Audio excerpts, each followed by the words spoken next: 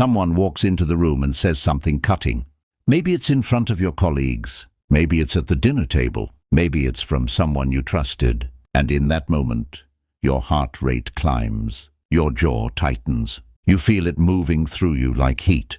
Most people react. They snap back. They go silent and seethe for hours. Or they say something they regret for days.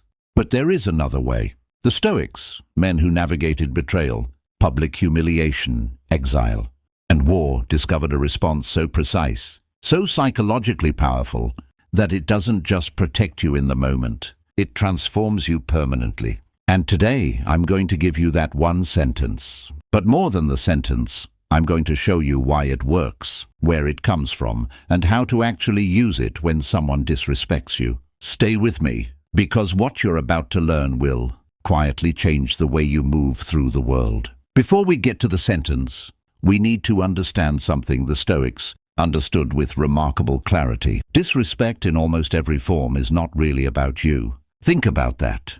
When someone speaks to you with contempt, when they dismiss your ideas, mock your work, undermine you in front of others, or simply treat you as though you don't matter, what is actually happening? Marcus Aurelius, Emperor of Rome, one of the most powerful men who ever lived, wrote in his private journal, the Meditations, "How much more grievous are the consequences of anger than the causes of it?" He wasn't writing that for an audience.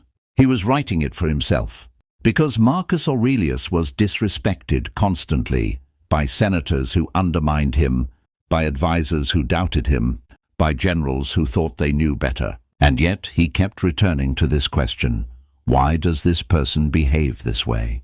Not to excuse them, not to be weak, but to understand something fundamental. Epictetus, a former slave who became one of the greatest philosophers in history, said something that cuts even deeper. He taught his students that when someone insults you, they are revealing the contents of their own mind, not yours. Think about that for a moment. When a person demeans you, they are telling you, this is the level I operate from. This is the tool I reach for. This is who I am when I feel threatened or competitive or small. Their disrespect is a window into them, not a mirror for you. Now, does understanding that make the sting disappear instantly? No, we're human, we feel it. But it changes the meaning you assign to it. And that changes everything. Because here's the question the Stoics would ask you right now. Are you going to let someone else's internal chaos become your external reaction? Drop a comment below. Have you ever said something in anger you immediately regretted? I think almost every one of us has. That moment of regret is exactly what the Stoics were trying to save us from. There are essentially three ways most people respond when they're disrespected. And the Stoics would say all three are traps. The first trap, immediate retaliation. You fire back. You match their energy, maybe exceed it. In the moment, it feels like power. Like you stood your ground. But what actually happened? You handed them control of you. They pulled a lever, and you responded exactly as they expected, or hoped. You entered their arena, on their terms, fighting by their rules. Seneca writes in his letters to Lucilius, "There is no more stupefying thing than anger. Rely on this. It is not strength but weakness that loses its temper. Retaliation that comes from anger is not strength. It's a controlled detonation that they set off inside you." The second trap, silence and suppression. Some people, especially those who were taught that conflict is dangerous, go completely quiet. They swallow it. They nod and walk away. But the disrespect doesn't leave. It goes inward, it loops, it becomes resentment. The Stoics were not advocates for suppression. They did not say pretend it didn't happen. They said process it through reason, not silence. There's a profound difference between a person who is quiet because they are calm and a person who is quiet because they are overwhelmed. One has chosen silence. The other has been silenced. The third trap, performing indifference. This is perhaps the most common modern response. I don't even care. But performed indifference is not Stoic equanimity. It's a mask. Underneath it, the wound is still there, and masks are exhausting to hold. True Stoic composure is not a performance. It's not something you show others. It's something you actually feel, because you've done the internal work to understand what actually belongs to you and what doesn't. Which brings us to the foundation of the sentence we're about to discuss. Because the one sentence the Stoics would have you say, it only lands, it only works, if you understand what it's rooted in. And that root is something Epictetus called the dichotomy of control. The Enchiridion, the handbook of Epictetus, opens with what may be the single most important distinction in all of Stoic philosophy. Some things are in our control and others not. Things in our control are opinion, pursuit, desire, aversion, and, in a word, whatever are our own actions. Things not in our control are body, reputation, command, and, in one word, whatever are not our own actions. Read that again slowly. Your reputation, how others perceive you, what they say about you, how they treat you in a given moment, is not in your control. Your response to it, your judgment, your intention, your composure, is. This is not passive resignation. This is not saying it doesn't matter. The Stoics were not emotionless. Marcus Aurelius wrote about grief, frustration, exhaustion, loneliness. He felt everything, but he returned again and again to this anchor. I cannot control what arrives. I can always control what I do with it. Now, here is where this becomes practical. When someone disrespects you, they are acting in the domain of things not in your control. Their words, their tone, their intention, not yours. Your prohairesis, your capacity for rational choice, your will, what Epictetus considered your truest self, that belongs entirely to you. And it cannot be touched by anyone unless you hand it over. Let that settle. Your ego, the image you have of yourself, the one that needs defending, validating, protecting, that is what gets hurt when someone disrespects you.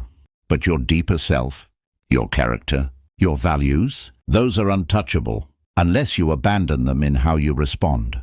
This is why the Stoic response to disrespect is not defensive. It doesn't need to be, because nothing real was actually threatened, and this is the ground from which the sentence is spoken. Not from hurt, not from pride, not from the need to win, from clarity. You've been waiting for this. Here it is. When someone disrespects you, when they belittle you, dismiss you, speak to you with contempt, the Stoic response is, I won't give this the reaction it was designed to get.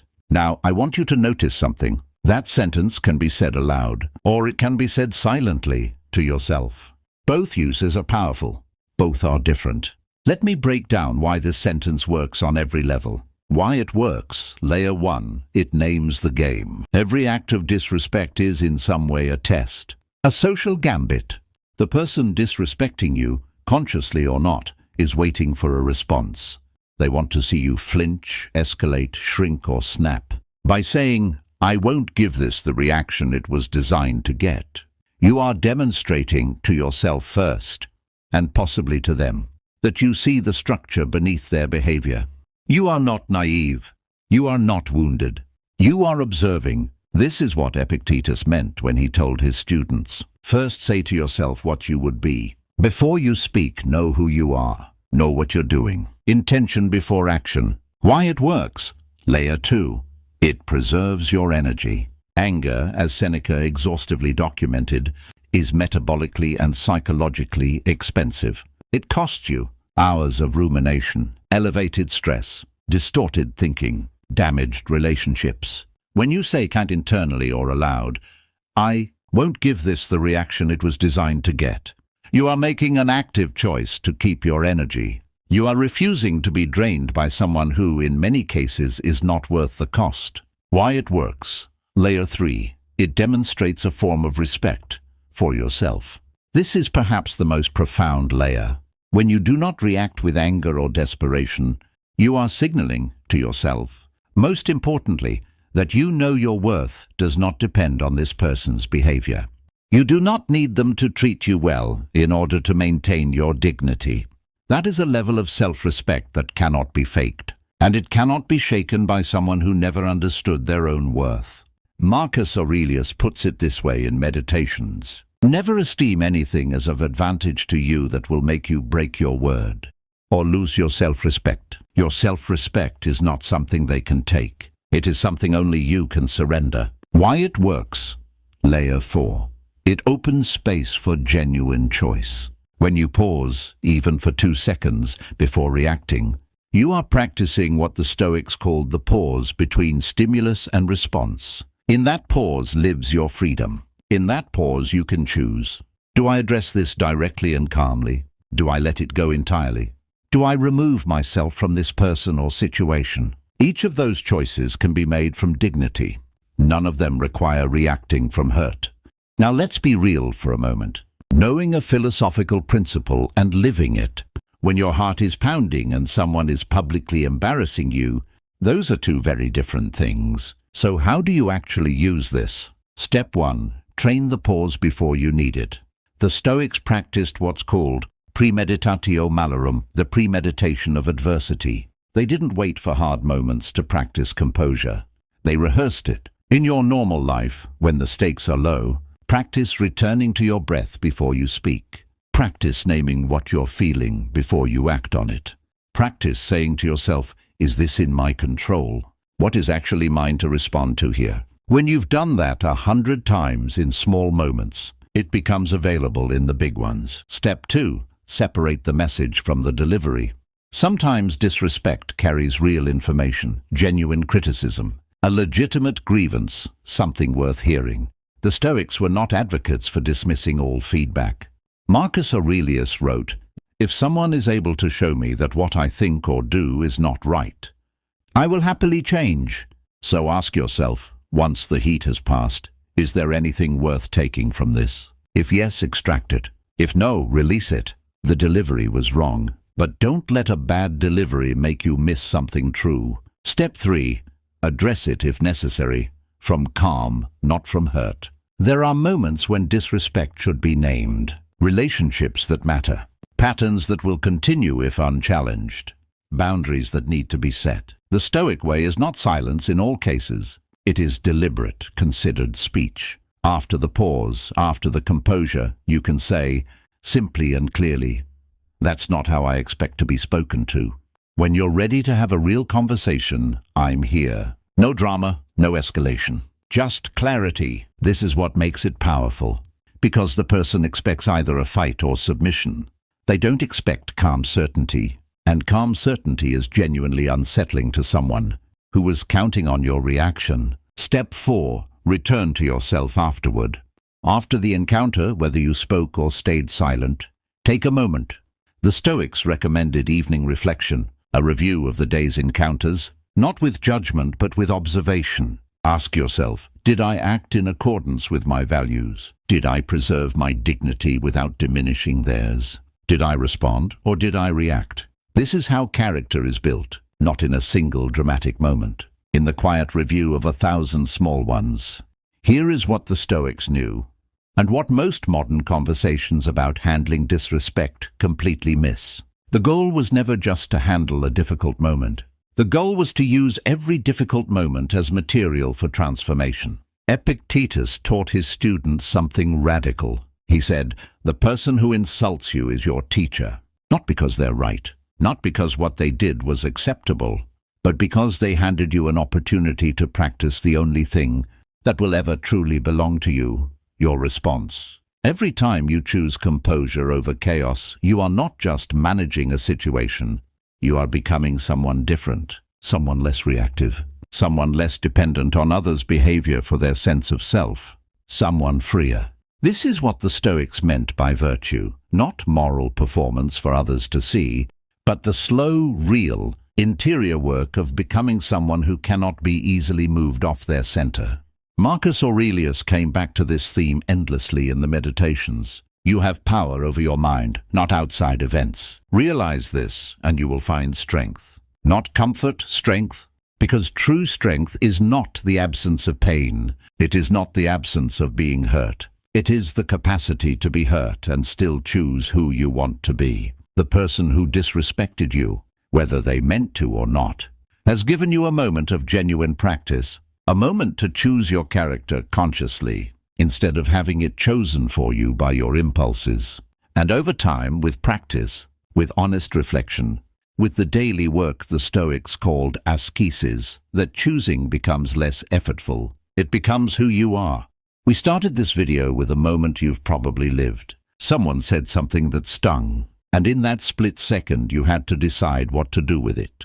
The Stoics didn't hand us a script for every moment of disrespect, but they gave us something better, a philosophy. A way of seeing that changes the question entirely. Not, how do I hurt them back? Not, how do I pretend it didn't hurt? But, who do I want to be in this moment? And the sentence, I won't give this the reaction it was designed to get, is not magic. It's a reminder, a compass point. It reminds you that you are not just a collection of reflexes, that between what happens and how you respond, there is a space. And in that space, there is always a choice. The Stoics spent their entire lives cultivating that space. So can you. It's not what happens to you, but how you react to it that matters. Pictetus. If this video found you at the right moment, share it with someone who might need it. One person you know who's navigating something difficult right now. And if you want to go deeper into Stoic philosophy, into how to actually practice this in daily life, not just understand it, then subscribe to Wisdom of the Stoics. We go into the texts, the ideas, and what they actually look like when lived. I'll see you in the next one. Stay composed.